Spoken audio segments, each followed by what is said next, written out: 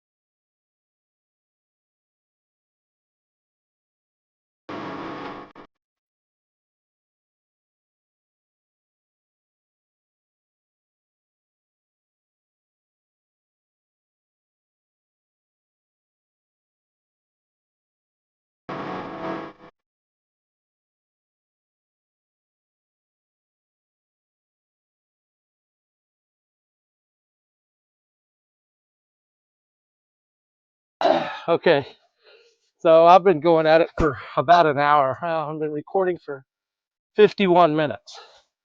But you can see the difference in this piece of wood, right? So we knocked the hell out of that. Oh, pardon me. We knocked all that stuff off, that's for sure. So still not quite sure what I want to build with this thing, but you tell me what you think. I think this could mount on a wall, kind of like, ooh, like this. Maybe like some type of a sconce where I put lights in there. Oh, I don't know. I'm gonna take it up front. I'm done grinding. I need to clean some of the inside stuff out of it, and then we'll pick back up here in a second. Cool. All right, so I just wanted to show you one more time. You know, so you see these little cracks here. So I'm just going to take the jigsaw and exaggerate those up and down on this piece. But you get the idea, right? This thing's awesome. It's so humid out here. Okay.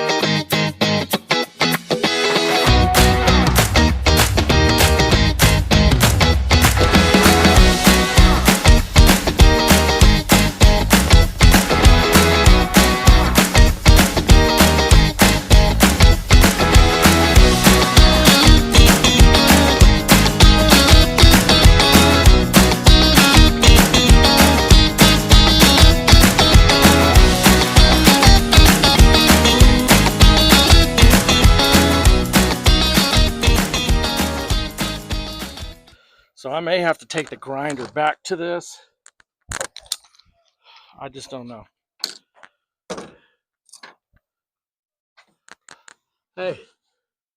Hey, not everybody's perfect. It's okay. Like Bob Ross said, it's only happy accidents, no mistakes.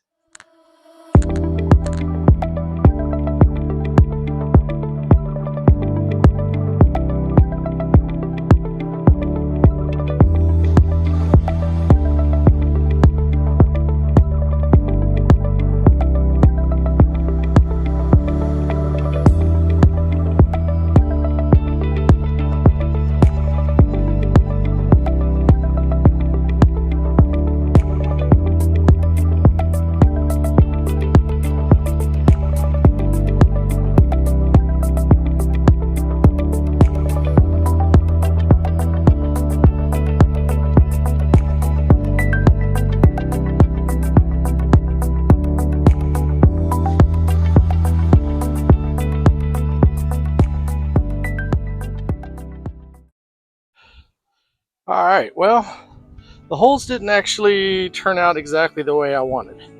But that being said, I think it looks okay. I mean, like I said, I normally don't manipulate the wood like this, but I felt in order to get the light to come through, I'd either have to shave this down to where it was super thin underneath, right? You can get a good picture like that. There you go. But I think that's going to be enough to where you can have some nice soft light coming out of there. I'm going to finish this off with a polyacrylic, and we're going to call this a day. This looks fantastic. There you go. Hey y'all, I just wanted to quickly talk about these two products. So the polyacrylic versus the paste finishing wax. You've seen this in a couple of other videos. You might want to check out how this compares to other types of finishes. I really enjoy it. It's easy, it's clean, it doesn't have a smell, and it doesn't take a whole long time, and it keeps the color of the wood and preserves that color without changing it dramatically. The polyacrylic does the same, but this is a gloss finish, right? So this particular one is more of a clear top coat. It's a crystal clear top coat. It does take a couple of applications. You need to sand in between those applications. But what I do like about it, obviously the clear coat, but it keeps the wood the same color as well. Originally, this is what I was gonna go with, but I'm sitting in Austin, Texas. It's 100 degrees outside. The humidity is unbearable, and that may impact my ability to get a nice dry on this, and I'm trying to finish this project up.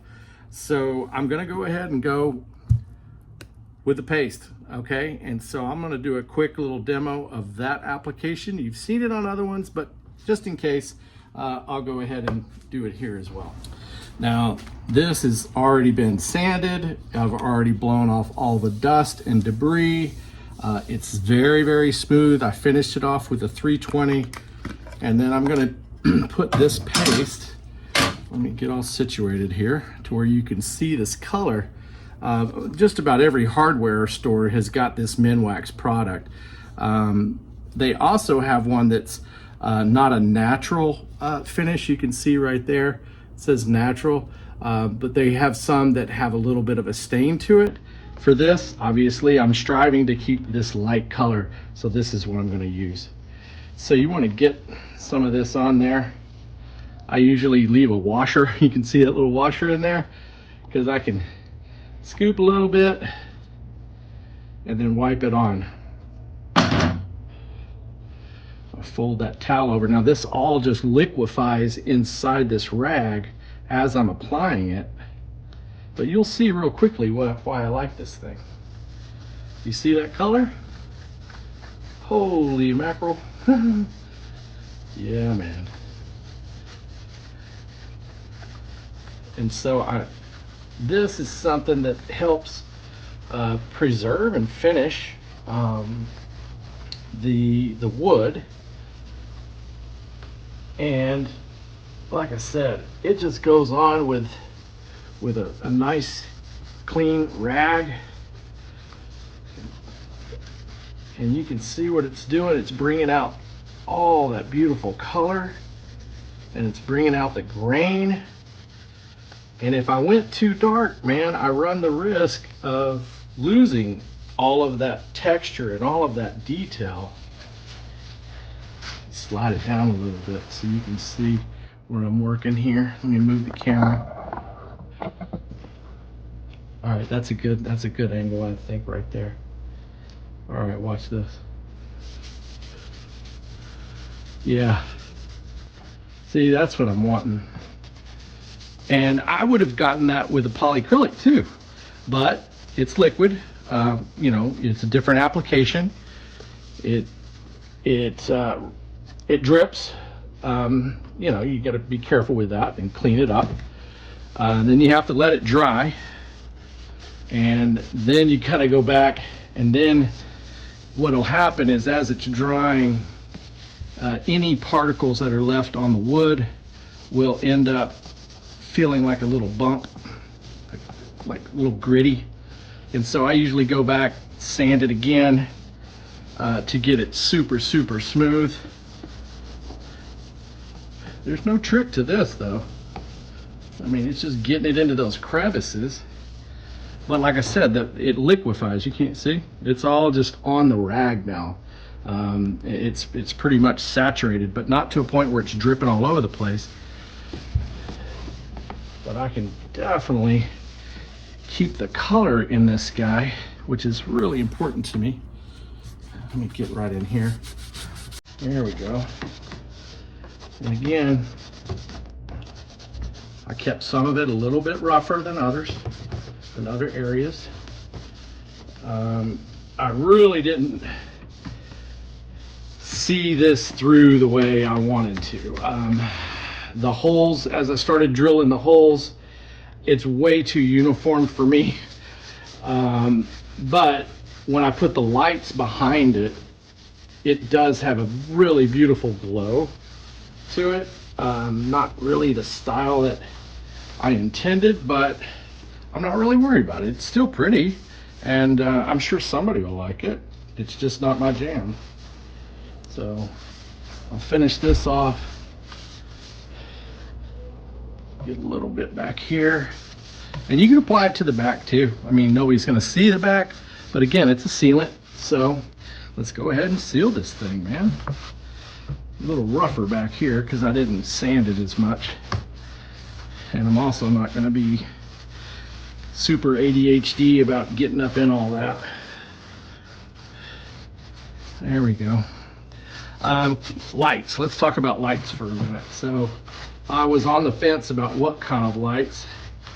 Rope light, LED light, soft light, copper lights, bulbs. You know how it is. It's like trying to pick out what you want to put in there.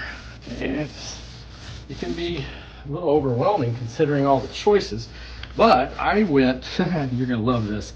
I just went to Hobby Lobby and picked up a cheap little strand of Christmas lights, essentially LED lights, like Christmas lights. And I think those are going to work great because I can actually put them in these holes and then maybe put some small staples to hold the wires in place to where you can't see it, and then we go from there. All right, let me turn this way, catch this side action over here. There we go. All right. Yeah, and this feels dry to the touch already, which is cool. Because like I said, if I'm using the polyacrylic, it's going to be wet. Even when you put it on light, it still has to dry, and with the humidity the way it is right now, I was like, no, I'm not sitting around waiting for this. Although it really doesn't take that long. Yeah, this is looking really good. I think I'm back liking it again.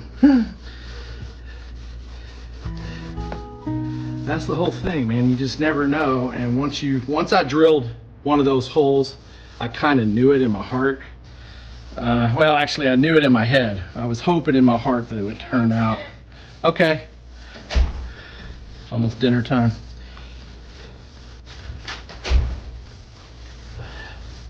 There we go. Now that's looking really, really pretty. I'm happy again. There we go. All right, well, hopefully that demonstrates at least this part of it. I'm going to come back after this is set a little bit, buff any spots out that might have a little patch of paste still sitting on it. Clean up these holes a little bit, and then I'll mount the lights. And I could either mount this on a wall, or I could just set it like this on a table, entryway table, or maybe you have a place in a bedroom. That would look really pretty. Guest room, outside on a patio table.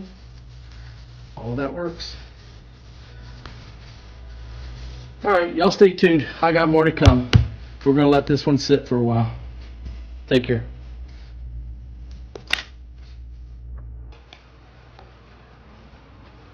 Yeah, so these are the lights that I actually ended up going with. The Christmas lights were too much, so I picked these up. They're battery operated, but that's okay because I'm not going to use this lamp or this light all the time. Turn it on when I need it, and anyway, I think it'll turn out all right. And then, of course, I don't know if you've ever seen this little wire, little lights, little LEDs. So I'm just going to go back through here and stick them in all these holes, and hopefully we've got enough to do what I need to do, and that it's going to give enough light, right? So I'll go ahead.